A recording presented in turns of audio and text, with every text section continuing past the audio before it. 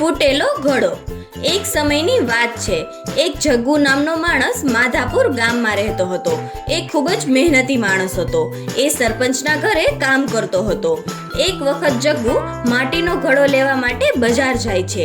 એમણે જોયું કે બજારમાં તો ખૂબ જ સુંદર સુંદર અને અવનવી ભાતના ઘડા હતા, પણ જગ્ગુને તો ઘડો સજાવટ માટે નહોતો જોઈતો।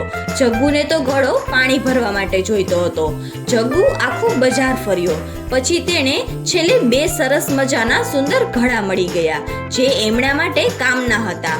એ ઘડામાં સારું એવું પાણી ભરી શકાય તેમ હતું। જગ્ગુ બોલ્યો, અરે ભાઈ, આ ઘડો તમે કેટલી કિંમતમાં દેશો? દુકાનદાર બોલ્યો, હા સાબજી, આ 2 ઘડાની કિંમત છે 100 રૂપિયા। જગ્ગુ બોલ્યો, 100 રૂપિયા? દુકાનદાર બોલ્યો, હા સાબજી, 100 રૂપિયા। જગ્ગુ બોલ્યો, બાપ રે બાપ, ઘડો તો તમે બહુ ભારી કિંમતે વેચો છો। દુકાનદાર બોલ્યો, ભાઈ સાહેબ, તમારે લેવો હોય તો લ્યો, નહીતર તમારી મરજી। જગ્ગુ બોલ્યો, કાંઈ ઓછું નહીં થઈ શકે? દુકાનદાર બોલ્યો, ઠીક છે, તો તમારા માટે હું 10 રૂપિયા ઓછા કરી દઉં છું, 90 રૂપિયા આપી દેજો। જગ્ગુ બોલ્યો, ઠીક છે ભાઈ, તમારો આભાર। ઘડો લઈને જગ્ગુ તેના ઘરે જાય છે। ઘરે ગયા પછી જગ્ગુની પત્ની તેણે પૂછે છે કે આજ આખો દિવસ તમે ક્યાં હતા? રોજ તો તમે 5 વાગે ઘરે આવી જાઓ છો, આજે આટલું મોડું કેમ થયું? જગ્ગુ બોલ્યો, આજે હું 2 ઘડા લેવા માટે બજાર ગયો હતો, ત્યાં મારે થોડુંક મોડું થઈ ગયું। જગ્ગુની પત્ની બોલી, શું ઘડા? કોની માટે? આપણે તો ઘડાની કઈ જરૂર નથી, તો પછી તમે ઘડા લેવા માટે કેમ ગયા હતા? જગ્ગુ બોલ્યો, અરે આટલા બધા પ્રશ્નો એક સાથે કરીશ, ખાવાનું આપીશ કે પછી ભૂખ્યો જ સૂઈ જાઉં?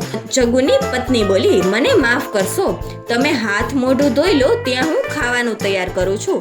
આમ કહીને જગ્ગુની પત્ની તેમના માટે ખાવાનું તૈયાર કરે છે, અને જમતા જમતા જગ્ગુ એને કહે છે કે સરપંચજીએ મને 2 ઘડા લાવવા માટે કહ્યું હતું, એટલા માટે હું ઘડા લેવા માટે બજાર ગયો હતો અને ત્યાં મારે મોડું થઈ ગયું। જગ્ગુની પત્ની બોલી, અચ્છા, તો તમે સરપંચજીના ઘર માટે ઘડા લાવ્યા છો? જગ્ગુ બોલ્યો, હા। બીજા દિવસે જગ્ગુ સરપંચજીના ઘરે જાય છે અને એ ઘડા બતાવે છે। સરપંચ બોલ્યા, વાહ વાહ, આ તો ખૂબ જ સુંદર ઘડા છે, દરરોજ હવે પાણી આમાં ભરીને જ લઈને આવજે। જગ્ગુ બોલ્યો, હા સરપંચજી। બીજા દિવસે જગ્ગુ સવારમાં ઉઠીને પાણી ભરવા માટે નદી કિનારે ચાલ્યો ગયો।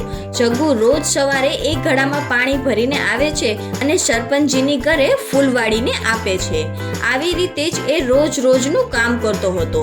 એક દિવસ જગ્ગુ રોજની જ્યાં પાણી ભરીને આવતો હતો, ત્યાં એક દડો છોકરાઓના રમતા રમતા જગ્ગુના એક ઘડામાં લાગી ગયો। જગ્ગુ બોલ્યો, અરે રે, આ શું થઈ ગયું? હવે હું શું કરું? સરપંચજીને હું શું જવાબ આપીશ?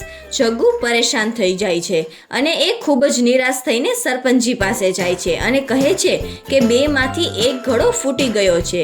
સરપંચજી જગ્ગુની વાત સાંભળે છે અને કહે છે કે કાંઈ વાંધો નહીં જગ્ગુ, તું બજારમાંથી બીજો ઘડો લઈને આવજે। જગ્ગુ બોલ્યો, ના સરપંચજી, આ બધું મારા કારણે થયું છે, એટલા માટે હવે હું રોજ આ જ ઘડાથી પાણી ભરીને આવીશ, ભલે મારે પાણી ભરવા માટે 2 વાર જવું પડે। સરપંચજી જગ્ગુની વાત માની લે છે, કેમ કે એમણે ખબર હતી કે જગ્ગુ માનશે નહીં। જગ્ગુ મહેનત કરવામાં ક્યારેય પાછો હટે તેમ ન હતો। જગ્ગુ પાણી ભરવા માટે રોજ નદી કિનારે જતો અને 2 ઘડામાં પાણી ભરીને તેના ખંભા પર લઈને સરપંચજીના ઘરે જતો હતો। એ 2 ઘડામાંથી 1 ઘડો ફૂટેલો હતો, જેના કારણે સતત પાણી તેમાંથી નીકળતું હતું અને બીજો ઘડો એકદમ બરાબર હતો। જગ્ગુ 2 ઘડાને એક સાથે રાખે છે, ત્યારે બંને ઘડા એકબીજા સાથે વાત કરવા લાગ્યા। પેલો ઘડો ફૂટેલા ઘડાને કહે છે કે તું તો ફૂટેલો ઘડો છે અને તું કંઈ કામનો પણ નથી, તું પાણી અહીંયા સુધી લાવીને માલિકની મહેનત વ્યર્થ કરસ, તારા ઘડામાંથી તો અડધાથી પણ વધુ પાણી તો વહી જાય છે, હું તો તારા કરતાં 2 ગણો ફાયદાકારક છું, હું તો તારાથી પણ વધુ પાણી લાવું છું, એટલે માલિક મને પસંદ કરે છે। ફૂટેલો ઘડો બોલ્યો, મારામાં તિરાડ પડી ગઈ છે તો તું મને જોઈને હસે છે? બીજાને દુઃખી જોઈને હસવું એ ખૂબ જ ખરાબ વાત છે। પેલો ઘડો બોલ્યો, તારામાંથી પાણી આવી રીતે વહી જાય છે એ જોઈને હસું ન આવે શું? હવે બધા તને ફૂટેલો ઘડો કહેશે. આ સાંભળીને ફૂટેલો ઘડો તો દુઃખી થઈ જાય છે. દરરોજ પેલો ઘડો ફૂટેલા ઘડાને બેકાર કહે છે અને તેમની બુરાઈ કરે છે. આ વાત ફૂટેલા ઘડાના દિલમાં ચૂભતી હતી. એણે લાગ્યું કે એ કોઈ કામનો જ નથી. એમને શરમ આવતી હતી કે તેમના માલિકના કામનો નથી રહ્યો. હવે દરરોજની જેમ જગ્ગુ પાણીના ઘડા ભરીને સરપંચજીના ઘર તરફ જઈ રહ્યો હતો. ત્યાં ફૂટેલા ઘડાએ જગ્ગુને કહ્યું, સાંભળો માલિક, મને ફેંકીને કોઈ બીજો ઘડો તમે ખરીદી લો. હું તમારા માટે કોઈ કામનો નથી હવે. જગ્ગુ બોલ્યો. પણ કેમ? ફૂટેલો ઘડો બોલ્યો. હું બધું પાણી પહોંચાડી શકતો નથી. મારામાં જે તિરાડ છે એના કારણે અડધાથી વધુ પાણી તો વહી જાય છે. હું તમારા પર એક બોજ છું, બીજા કોઈ કામનો નથી. જગ્ગુ બોલ્યો. તું ખાલી તારી બુરાઈ જોઈ રહ્યો છે, પણ હું તારી પાછળ છુપાયેલી અચ્છાઈને પણ જોઉં છું. એટલે મને કોઈ દિવસ તારામાં કોઈ કમી નથી દેખાતી. તને એવું કેમ લાગે છે કે તું મારા કોઈ કામનો નથી? તે તો મારી ખૂબ જ મદદ કરી છે. ફૂટેલો ઘડો બોલ્યો. પણ કઈ રીતે? જગ્ગુ બોલ્યો. રોજ જ્યારે હું નદીએથી પાછો ફરું છું ત્યારે તારું અડધું પાણી ઘડામાંથી નીચે વહી જાય છે, જેના કારણે ત્યાંના ફૂલ સારી રીતે ખીલી રહ્યા છે. તું કઈ રીતે પોતાને નકામો સમજે છે? ફૂટેલો ઘડો બોલ્યો. પણ આમાં તમારી મદદ કઈ રીતે થઈ શકે છે માલિક? જગ્ગુ બોલ્યો. એ જે ફૂલ ઉગે છે એમણે હું બજારમાં વેચીને થોડાક પૈસા કમાઈ લઉં છું, જેમના કારણે મને ફાયદો થાય છે.